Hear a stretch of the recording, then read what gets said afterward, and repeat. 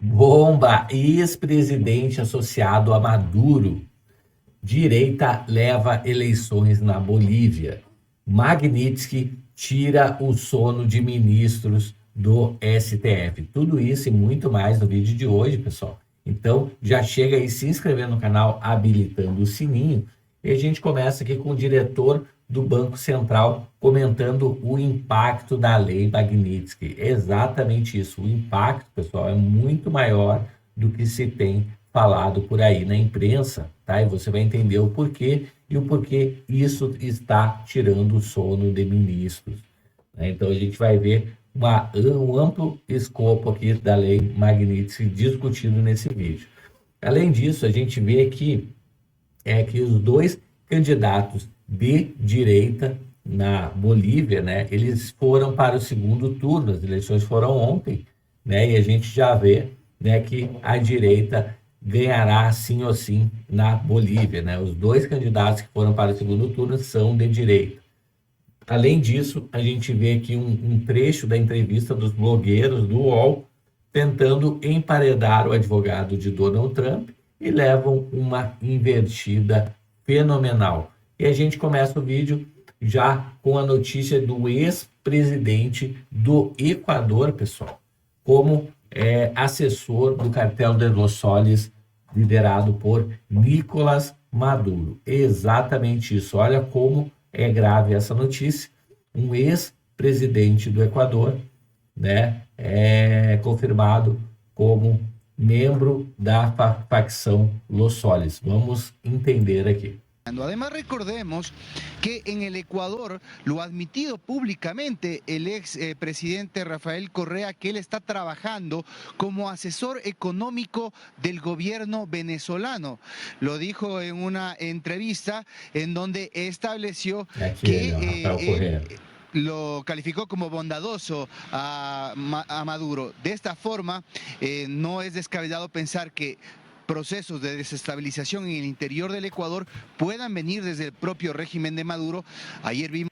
Olha isso, o processo de desestabilização do país, né, do Equador, pessoal, vem de dentro da Venezuela. Tá? Una marcha acá en el Ecuador nuevamente y comenzamos a ver procesos de movilización de lo que se llama aquí calentar las calles. Es decir, el efecto no solo tiene que ser criminal, sino también podría ser político.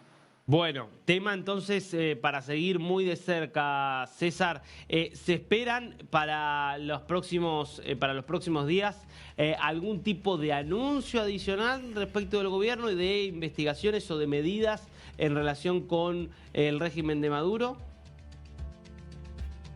Bueno, vamos a ver qué es lo que dice también el presidente Daniel Noboa, que viaja hasta varios países sudamericanos. Seguramente en esa espera podrá presentar algo al respecto de este tema que apenas comienza con la suscripción del acuerdo número 93 y que el CIES tendrá que presentar algún informe argumentando qué es lo que encuentra luego de esta disposición contenida en esta decisión presidencial. Lo cierto es que Ecuador está trabajando con Estados Unidos, la presencia de Kristi Noem acá en el Ecuador lo ratifica y el convenio fue para luchar contra el crimen organizado.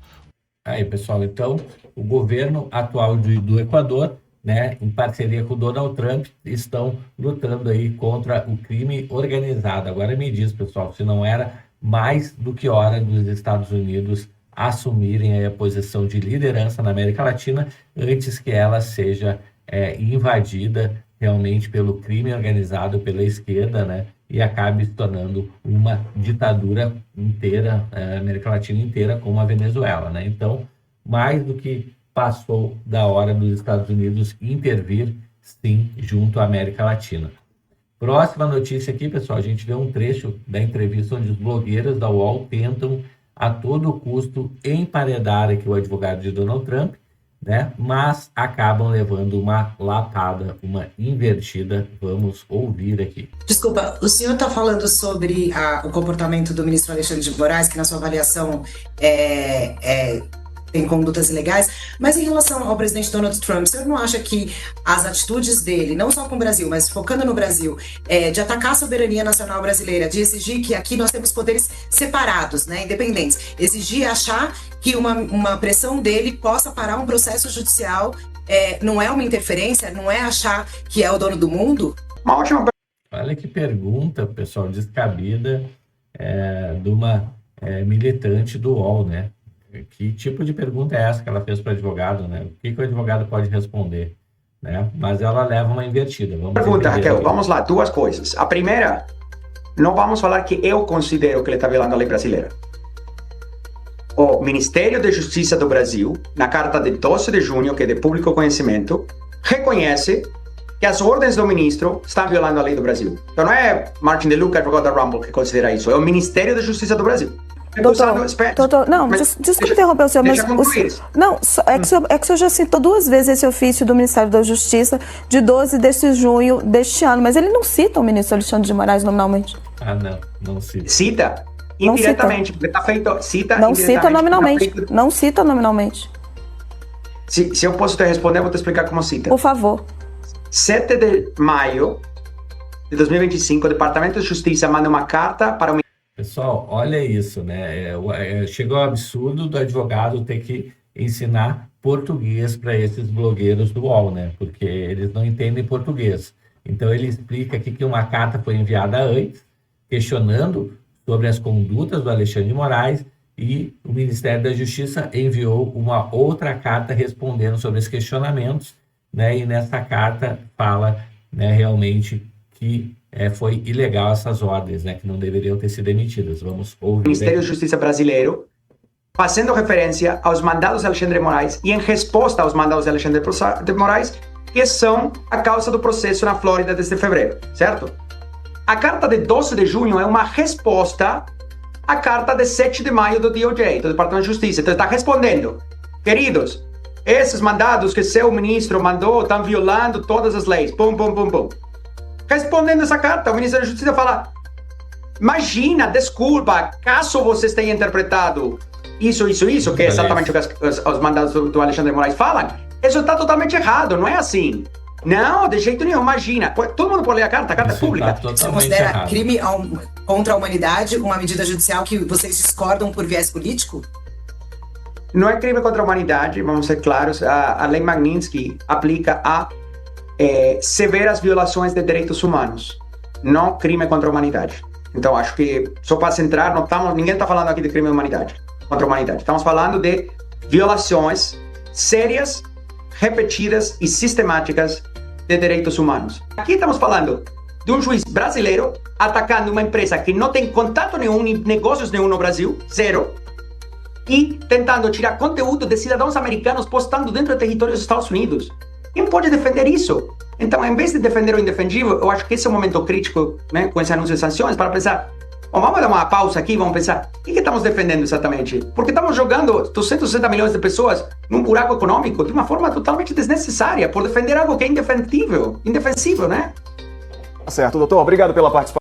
Aí, pessoal, todo mundo quieto, com cara de enterro no UOL, né? Infelizmente, né, pessoal, a gente vê esses esquerdistas aí pró-governo, né?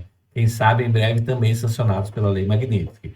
Pessoal, próxima notícia aqui, né? A gente vê uma notícia boa aqui na Bolívia, né? A gente vê o segundo turno da Bolívia com 2 candidatos de direita. A gente vê o Quiroga, né, em segundo lugar, e a gente vê aqui o Rodrigo Paz em primeiro lugar, né? A próxima eleição vai ser o segundo turno lá para o dia 19 de outubro. Então, pessoal, a gente tem uma excelente notícia, né? América Latina dando uma guinada à direita. Próxima notícia que a gente vê aqui é justamente o diretor do Banco Central comentando o alcance da lei Magnitsky, né?